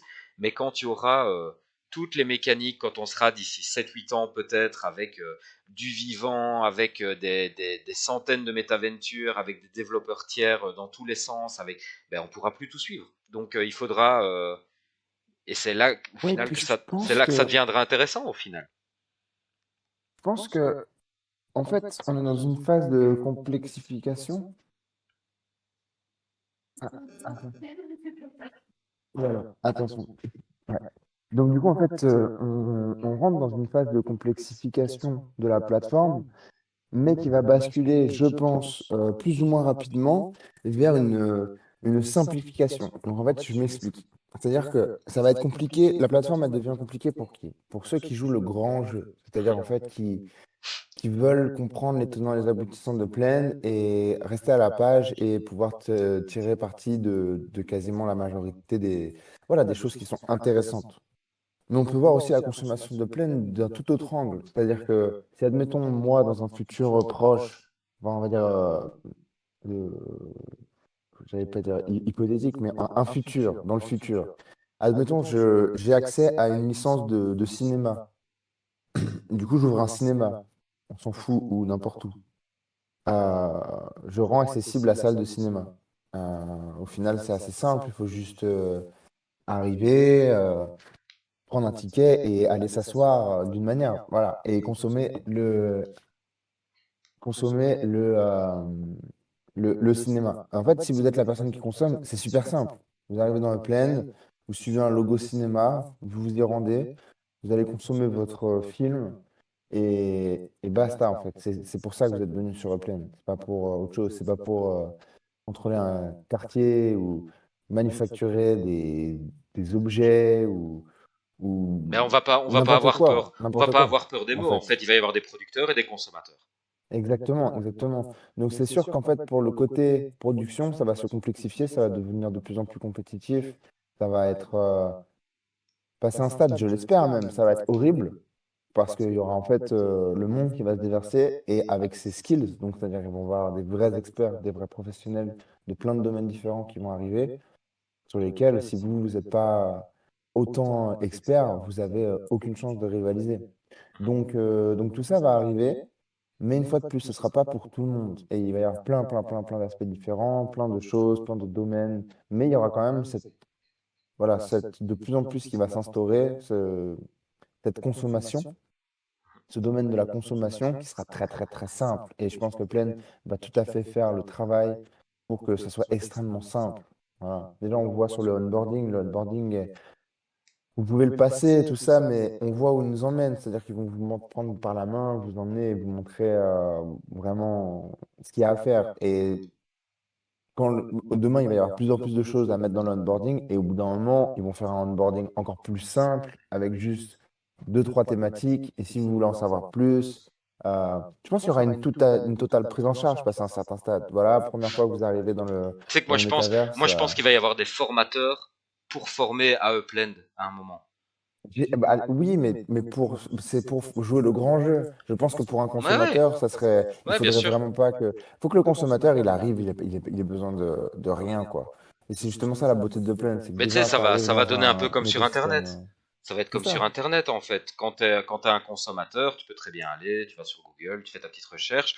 Mais Exactement. si tu as envie de te professionnaliser, tu suis une formation, tu comprends un peu les mécaniques d'Internet, tu comprends le business sur Internet, et là tu peux Ouais, il y aura commencer à tout. travailler. Et c'est la même chose. Je te Ouais, propose, Nocif, qu'on tarde pas trop pour passer sur le stem parce que ça fait déjà 1h15 qu'on y est. On va expliquer un peu les mécaniques et à mon avis, on en a pour quelques minutes quand même sur le stem. Donc, ça te va si on passe dessus? ouais, ouais, carrément, carrément. Faire un petit Donc, débrief, quand même. je sais pas si vous êtes comme moi, mais moi, quand j'ai vu cette image, j'étais un peu en mode ouh, ouh, c'est quand même du gros dossier, quoi. On a la vie qui arrive dans Upland, ça fait des mois qu'on en parle, on parle du STEM sans arrêt. Donc, comment tout ça va exister? Qu'est-ce qu'on fait, Nocif? Moi, je pense que je vais juste faire un petit point vocabulaire au début, histoire qu'on soit tous au point sur le vocabulaire, et je te lâche Exactement. après et tu me dis ce que t'en penses. Ouais, ouais, ouais. Donc, au niveau de ces nouvelles mécaniques, je pense qu'il y a trois mots qu'il faut vraiment retenir. C'est STEM, dont on vous a déjà parlé longuement, ProTem et Totem. Même, je sais pas, ça m'a fait rire d'ailleurs, parce que la première fois que j'ai lu l'article, je l'ai lu avec ma compagne, et j'étais en train de traduire l'article, et enfin, on se perdait, on était là, donc il faut donner du stem de protem sur tes totems pour avoir du protem, enfin, on comprenait strictement rien, et ça m'a fait rire, parce que même dans la présentation, Idan, il mâchait un peu ses mots, etc., donc c'est... euh, c'est une logique à capter, mais en fait, c'est pas si compliqué que ça. Donc, le stem, c'est quoi? Le stem, au final, ça va être l'équivalent du Spark, mais pour les objets vivants. Donc en gros, pour faire croître un objet vivant, vous allez avoir besoin de stem, tout comme pour faire croître un objet inanimé, vous avez besoin de spark. Dans un premier temps, le stem ne sera pas directement accessible dans Upland, tout comme le Spark ne l'a pas été non plus. Le Spark était passé par une phase où il s'appelait le Spud, qui était la version de démo, on va dire, de test du Spark. Bêta. Et la version bêta, exactement. Et bien là, ici, ce sera le Protem qui sera la version bêta du stem. Il faut savoir que le Protem, quand le stem sera officiellement sorti, chaque protem vaudra un stem. Donc il y aura une conversion 1 pour 1. Vous avez 200 protem, vous aurez 200 stems. Voilà, point. Dernier concept intéressant à connaître, c'est le concept des totems. Alors les totems, eh bien arrête-moi si je me trompe, Nocif, mais selon moi, c'est la version bêta des éléments vivants qui arriveront quand le stem sera là. Exactement. Voilà, le Voilà. totem, c'est une plante ou un animal Voilà. ou Dans un premier temps, vous n'aurez pas directement un chien, vous aurez un totem de chien. Parce que voilà, ce sera une ce sera un version map bêta. asset. Ce sera un map asset, exactement. Au même titre qu'un buisson, qu'une balançoire, etc. Mais voilà. Donc les totems, qu'est-ce qu'ils ont d'important? Ben déjà, ce sont des éléments vivants, donc on va devoir les nourrir. Et on a compris dans l'article là ici que le protem servira à nourrir les éléments vivants. Alors le parallèle avec le Spark s'arrête là parce que visiblement le protem, quand on nourrit un totem, on le dépense, on ne le stake pas comme du Spark pour pouvoir le récupérer après, on le dépense complètement. Et ça va avoir une grande influence parce que chaque totem, visiblement, devra être nourri d'une manière qui lui est propre. Pour le bête exemple, là ici, ben, on ne donne pas de l'eau aussi souvent à un chameau qu'à un chien.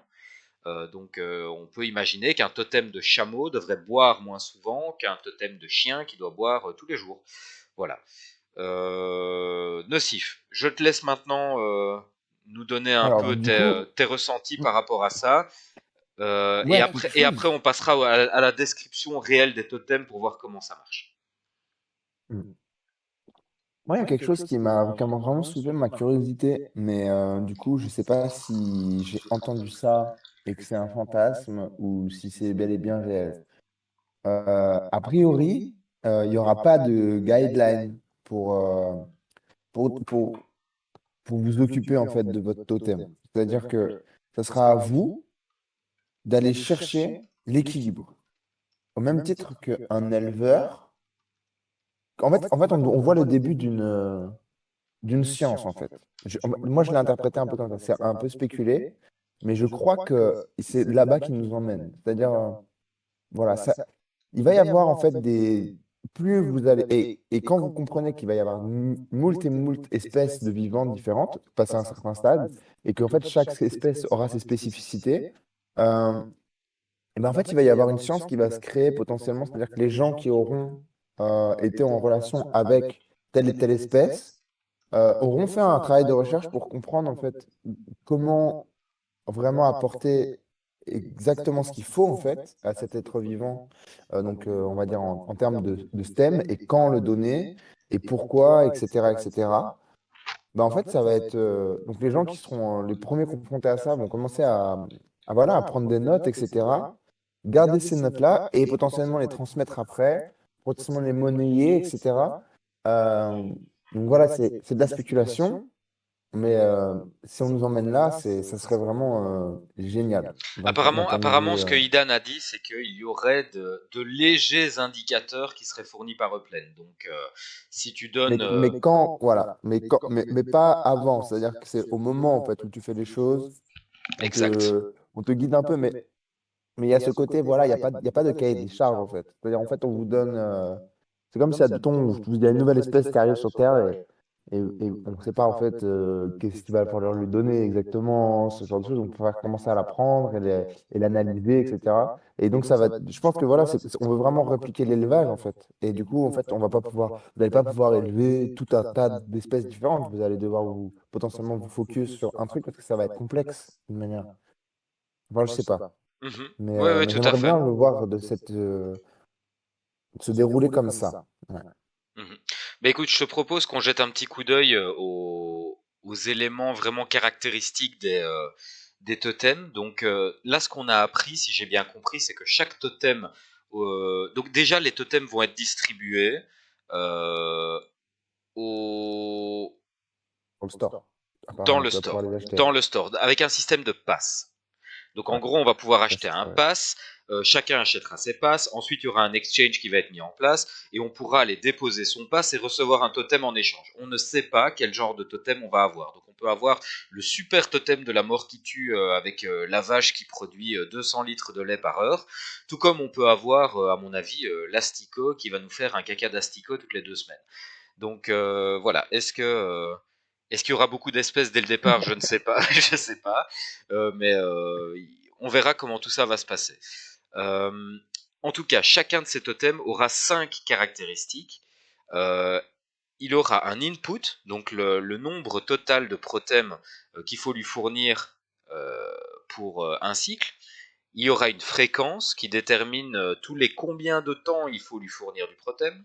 Il y aura une limite à la récolte qui sera le nombre maximum de protems qui peuvent être accumulés avant qu'ils aient besoin d'être récoltés. Alors ça, je sais pas si on y reviendra juste quand j'aurai fini de lire, mais tu me diras comment tu as compris le truc, Nocif. On a un output qui détermine combien de protems peuvent être gagnés par rapport à ce qui a été injecté dans l'input.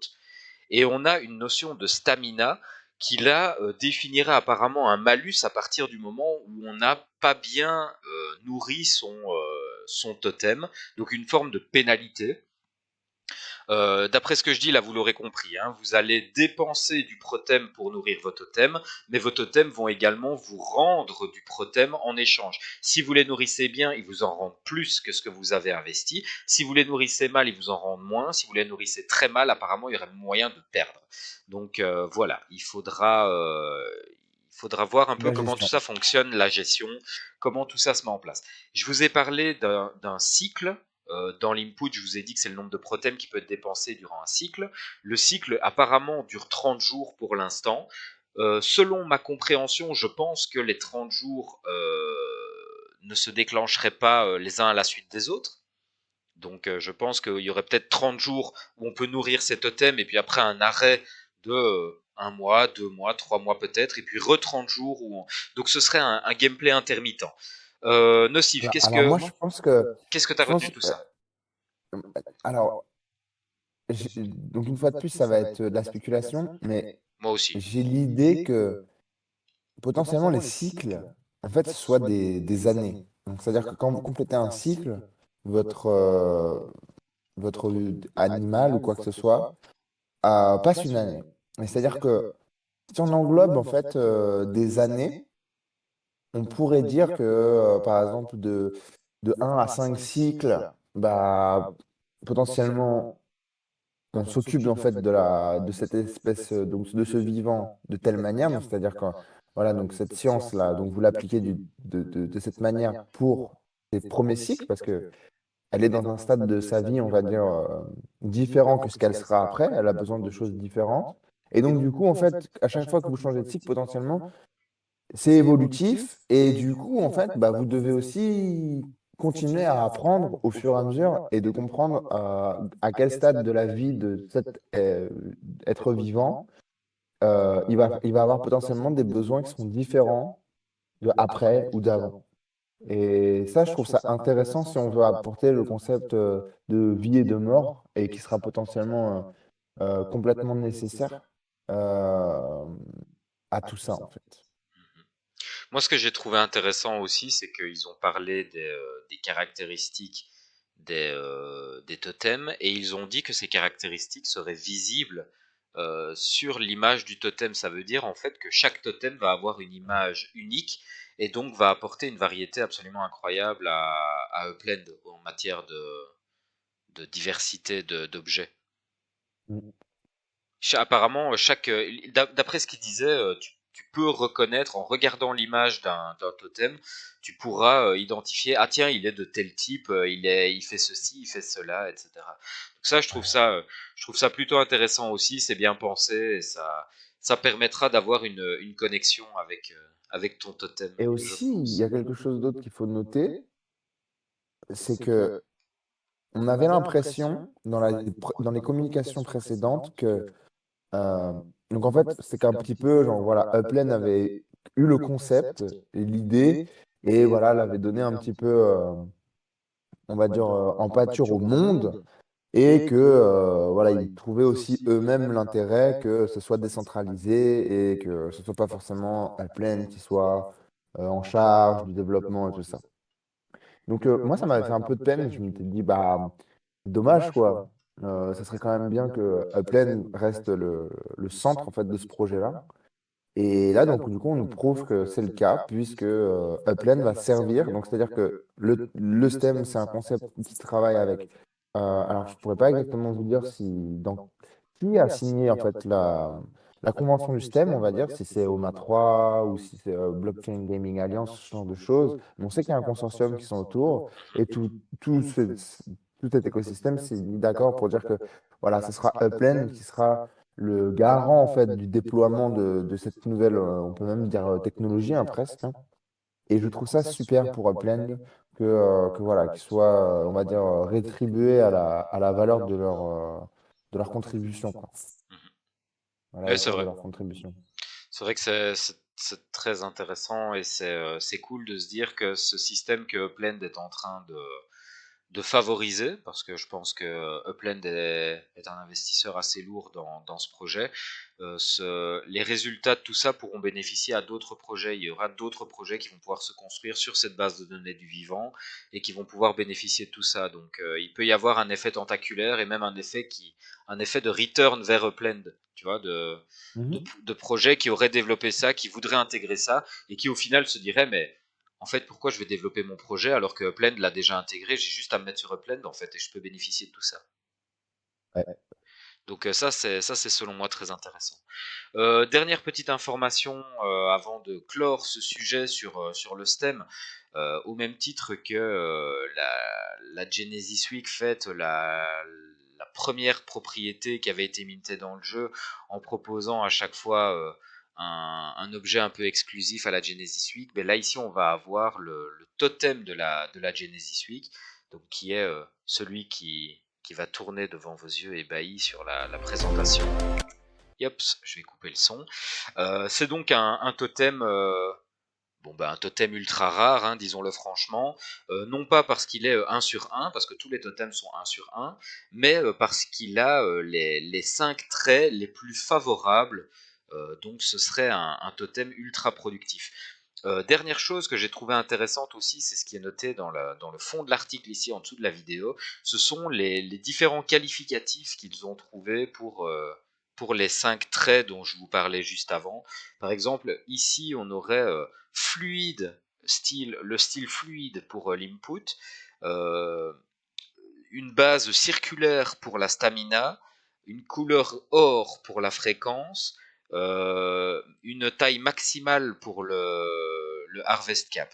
Donc je trouve ça Donc, ça intéressant doit, là. ah ouais, ça doit ils vont être plus ou moins grands. C'est intéressant ça. En fait, moi, ce que je vois là-dedans, je vois une manière de représenter visuellement des stades. Et je pense qu'on va avoir sur la carte d'identité du totem. Tu sais, comme quand tu ouvres un Legit où tu peux cliquer sur ton memento pour voir les différentes stats, etc. Je pense qu'ils vont nous faire une petite échelle comme ça avec, mais avec ces différents termes, quoi. Donc on peut avoir fluide, base circulaire, couleur gold, enfin voilà. Ça va être marrant tout ça. Moi je suis très impatient de voir comment ils vont implémenter tout ça. Et, Et oui, et du coup, Aidan a dit première arrivée de la vie, donc de la vraie vie dans Upland, 2024. 2024, ouais, exactement. Voilà. Exactement. Il l'a dit. Donc ça, il l'a dit d'une manière comme Upland en général dit quand ils sont sûrs de quelque chose. Je pense. Et ben voilà, je pense. Est-ce que tu as encore quelque chose à ajouter, toi, pour le STEM? Des noms sur le stem, bon, il y a tellement de choses à dire. Ouais. On Ben en je regarde pense, pour la suite. ben, en fait, je pense on n'a pas fini d'en parler, hein, mais eux en gardent encore sous le pied. Tu sens qu'ils donnent pas toutes les informations. Là, Oh oui. ils nous ont brossé un petit peu les mécaniques générales, mais on va en apprendre beaucoup et on risque d'avoir à vous en reparler assez vite, à mon avis. Ouais. Non, ce que je pourrais dire globalement, donc pas sur le STEM, mais globalement, très excité de l'annonce donc voilà, des premières expériences produites par Gala dans Upland. Ouais, Donc, là, a priori, c'est officiel, ça va être annoncé à ça la va être Genesis Week. ça va être dans les jours à venir. Donc ça va être une bonne nouvelle pour le développement et pour le dynamisme Et de la plateforme. aussi, Aidan a dit que, on va dire, la quantité de contenu, donc de pur contenu qu'il y a dans Upland, il a dit mais c'est bizarre, c'est parce qu'il a dit va dramatiquement changer. Mais après, moi, je pensais, il allait dire, en tout cas, je me disais, ah, c'est bullish, il dit les prochains mois, mais il a dit les prochaines semaines. J'ai pas trop compris. Hmm. Écoute, ça c'est toujours la communication à la Upland, hein. Tu sais jamais exactement trop Mm. quoi comprendre, mais toutes les spéculations sont ouvertes. Donc on va voir. On va voir. Let's see. Exactement. Bon, bah écoute, visiblement, dans le chat, il n'y a pas l'air d'avoir de questions particulières. J'ai pas Ouais, l'impression. désolé de vous avoir Attends. tenu la jambe pendant 1h40, mais je pense que ça valait le coup. Il fallait pas mal de choses à débriefer.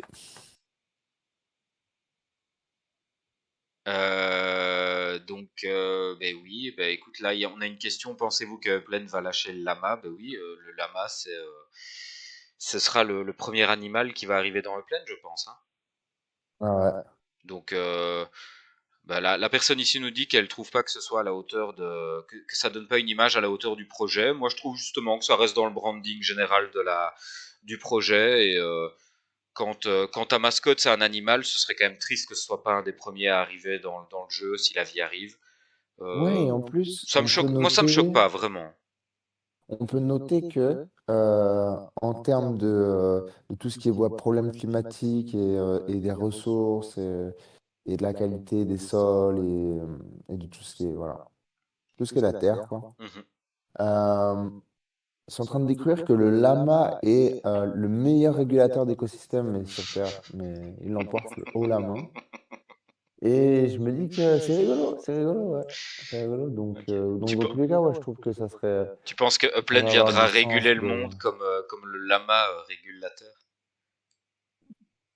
Alors là, va savoir. Va savoir. Enfin bon, ben voilà, il y a pas l'air d'avoir.